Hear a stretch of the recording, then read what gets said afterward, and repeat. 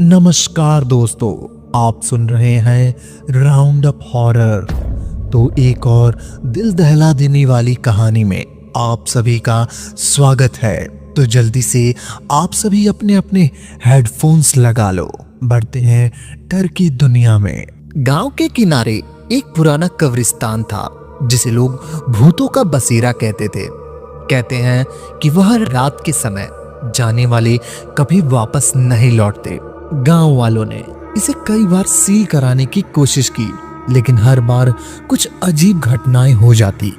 एक दिन 3 दोस्त राहुल, सुमित और निखिल ने तय किया कि वे इस रहस्य का पता लगाएंगे। उन्होंने आपस में शर्त लगाई कि जो भी सबसे ज्यादा देर तक कब्रिस्तान में रहेगा वही बहादुर कहलाएगा। घड़ी में रात के 12 बज रहे थे। चांदनी रात थी, लेकिन कब्रिस्तान के अंदर सब कुछ धुंधला और सन्नाटे से भरा हुआ था। 3 दोस्त कब्रिस्तान के फाटक पर पहुंचे। जैसे ही उन्होंने फाटक खोला, जंग लगे लोहे की आवाज ने माहौल को एकदम डरावना बना दिया। अंदर घुसते ही उन्हें अजीब सी ठंडक महसूस हुई, जैसे वहां किसी की मौजूदगी हो। चारों तरफ पुरानी कब्रें, टूटी फूटी क्रॉस के सूखे पेड़ों की शाखाएं थी। राहुल ने हिम्मत करके कहा, डरने की कोई जरूरत नहीं, ये सब सिर्फ कहानियां हैं।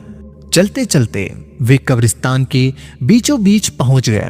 तभी एक पुराना झूला अपने आप हिलने लगा। सुमित ने हंसते हुए कहा, शायद हवा होगी, लेकिन वहां का कोई नामो निशान नहीं था। तभी झूले से एक पुरानी खौफनाक हंसी की आवाज आई। तीनों के रोंगटे खड़े हो गए। आगे बढ़ते हुए उन्होंने एक कब्र पर ताजा मिट्टी देखी। निखिल ने कहा, ये अजीब है, यहां तो किसी की नई कब्र होनी चाहिए थी। अचानक उस मिट्टी से एक सफेद हाथ बाहर निकला। निखिल चिल्ला उठा, भागो यहां से। लेकिन राहुल ने कहा, नहीं, हमें पता लगाना होगा कि ये क्या है। जैसे ही वे पलटे, उन्होंने सामने एक बूढ़ा आदमी प्रकट हो गया। उसकी आंखें लाल और शरीर धुएं जैसा था। उसने धीमी डरावनी आवाज में कहा, तुम्हें यहां नहीं आना चाहिए था, ये जगह तुम्हारे लिए नहीं है। राहुल ने साहस जुटाकर पूछा, तुम कौन हो?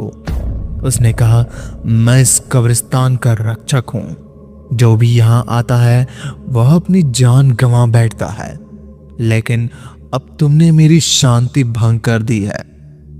तीनों ने वहां से भागने की कोशिश की, लेकिन रास्ता जैसे खत्म हो गया था।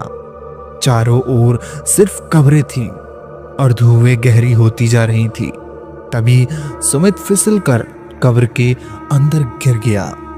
कब्र की मिट्टी अचानक खून में बदल गई।